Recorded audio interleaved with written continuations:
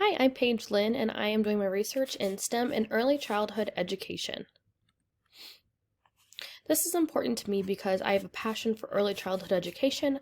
I've taught in second grade the last 4 years, and implementing STEM into my classroom in different ways was super important to me to give my students the best and the newest things that the education world has to offer. I love to see them create passions for and interest in things that they haven't had the opportunity to experience before, and I think this should start at a young age.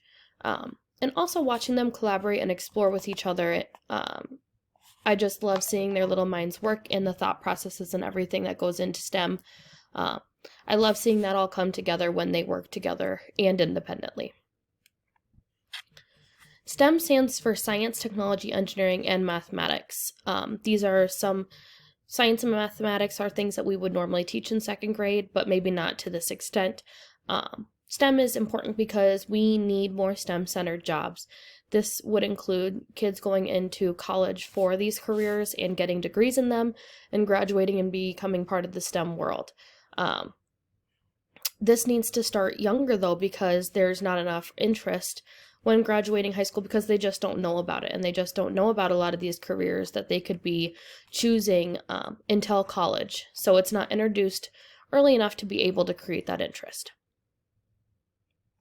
Benefits of STEM early. The first one is they learn problem solving and collaboration skills. Those are important skills not only during STEM, but for every other aspect of their life, for home life, for working together, for sports, for extracurricular activities, and for the other subjects such as reading. Problem solving and collaboration, they're always going to have that, and they're always going to need those. So starting those early on would not be bad. Kids are natural scientists, and so it's natural for them to explore. Exploration is a huge part of STEM, and it just comes natural for kids. They ask questions and they want to know the answers, and so they explore to find the answers. Building the foundation of lifelong learning and exploration through independence.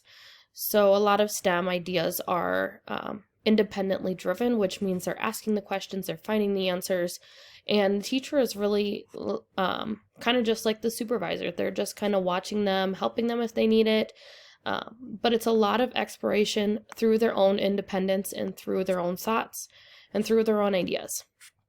Through all of this, they're gaining tons and tons of critical thinking skills, and those aren't only needed in STEM, but they're needed in every other aspect of life too. And I feel like we're always talking about, oh, well, they need better critical thinking skills. Oh, well, they need that. Well, this is a great way to start teaching that at a younger age. Some of the roadblocks that teachers could come across when trying to implement STEM. The first one is time. A lot of the time, teachers have their schedules given to them.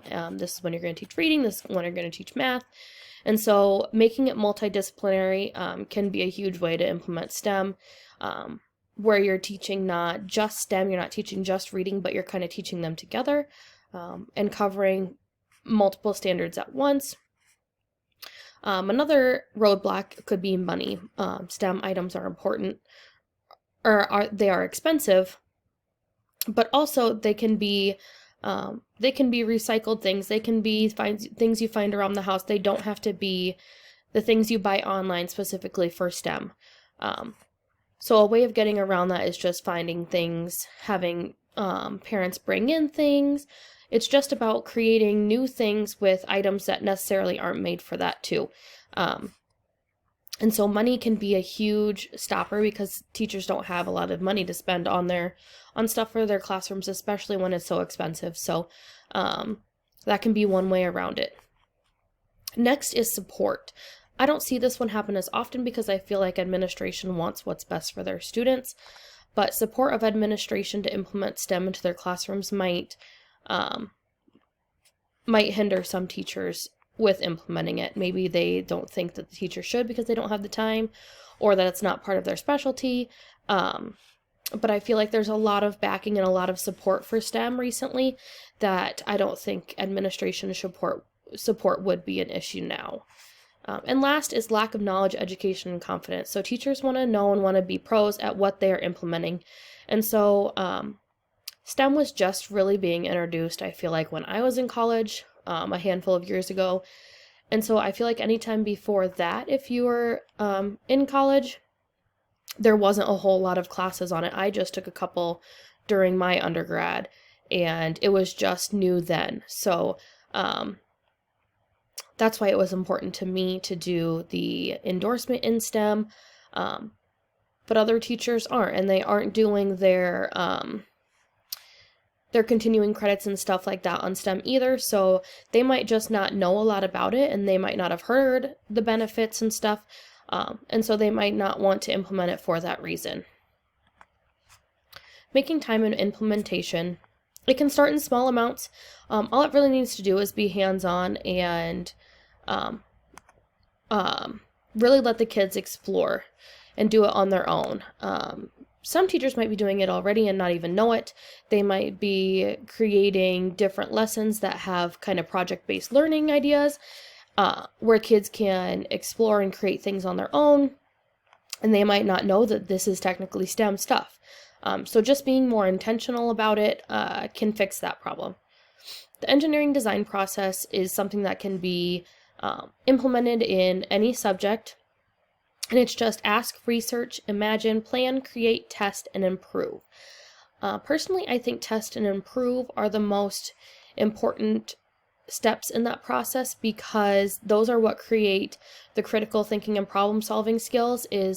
So my thing didn't work, what do I need to go back and change, or what do I need to do to improve it for the next time? Critical thinking skills come from that too, from after you test something so much, then you know what works and what doesn't work. So that might, then next time, you will know, well, this isn't going to work because I've already tried it before. So you might have more knowledge the next time on what to do and what not to do. Milford did a study, and it was just looking at different classrooms and how implementation was being done. It was looking at multidisciplinary and independent STEM time. And it just found that they were both beneficial in their own ways, one neither more than the other. They focused on seeing, questioning, exploration, developing skills and processes, communicating, and playing. So they did it in early childhood education with STEM, and they found that both multidisciplinary and independent time for STEM they both benefited the kids, and they're both possible. Tippit did a study, 14 classrooms for 1 whole year. They found that STEM is important and valuable at the young age, and it actively engages students. They found that the response from parents and teachers was positive, and that childhood is a great place for STEM to start. So in all 14 classrooms, they found that STEM was beneficial to the students, even at this young of an age. Multidisciplinary. Making it multidisciplinary just means bringing it into other subjects, such as reading, literacy, social studies, and a general math time. Doing this is just making it more efficient, so you don't need a separate time. It's a big way that a lot of teachers can fit it into their schedule, and it is a great way to create critical thinking skills during other subjects, so they aren't just thinking about STEM ideas when they're or critical thinking skills during STEM. They can use that skill during all the other subjects too, and know that it is very versatile. When making it multidisciplinary, you're hitting multiple standards at once, so you are being super efficient on teaching, and it's making it more impactful for the students. When they can be hands-on and they can do STEM at the same time as reading, you're really making it more impactful and more lifelong learning for them. So they're gonna remember it for a long time, rather than just if you're teaching one reading skill for that day and you just hit it over and over and over again. So making it more real life is going to make them remember it a lot longer. And STEM is very complementary to other subjects, and it easily fits in. There are lots and lots and lots of different ways to implement STEM into other subjects. There are tons of ideas online, on Pinterest. Just make sure that you're reading through it and thinking through it before you implement it. Some things, anyone can put stuff on there. So making sure that you are hitting all the things you need to hit when you're teaching while implementing STEM with other subjects. It can be really fun and really exciting for the students. One PBL idea that we do in second grade is around Christmas time, we do a giving back to the community kind of project. The kids come up with this project every year, and the only thing that we ask them is, what is some way that we can make someone in our community happy and around the giving season. And so they come up with all the ideas, such as mowing lawns, raking leaves, scooping driveways, and ultimately we wait and keep going until they give us the idea of like baking something, and then we kind of take that and we go into where could we take them, who could we give them to, and then they eventually come up with like a retirement home or where their grandma and grandpas are at. And so we do this just because then we've communicated with them already and we've already set everything up, but then the students really have to do everything. So this covers standards from 21st century skills, literacy, and math, and this is all student directed. So they have to contact the principal to ask for permission to go, they have to contact the residence place to ask if they can come, contact the grocery store to see if they'll donate the items, figure out where we can bake them, how we can bake them, where to get the utensils, set up the bus, all those different kinds of things. And the communication skills that they gain from talking to adults and talking to the professionals is huge. The other skills that they learn over the multiple subjects are writing, conversation skills, teamwork, collaboration, delegation, problem solving, time management, technology, and reflection.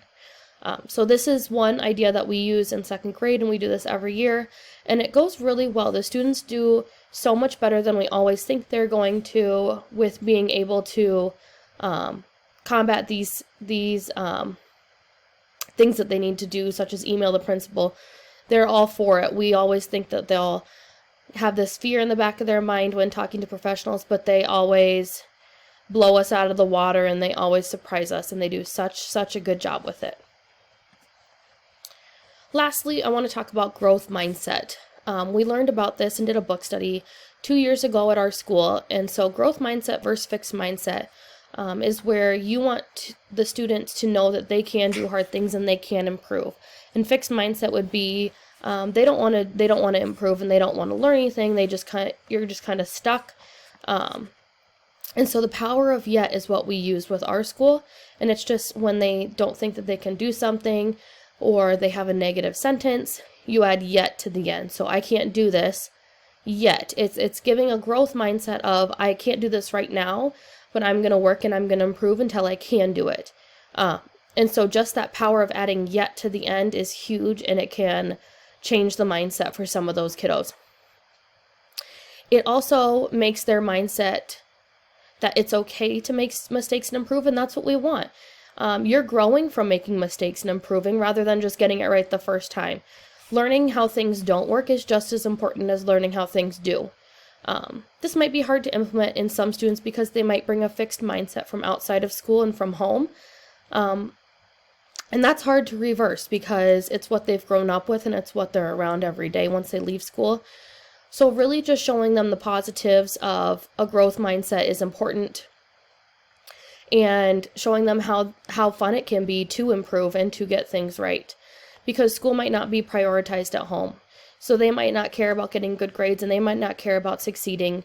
So really creating that intrinsic motivation with students is going to be important, an important aspect in growth mindset.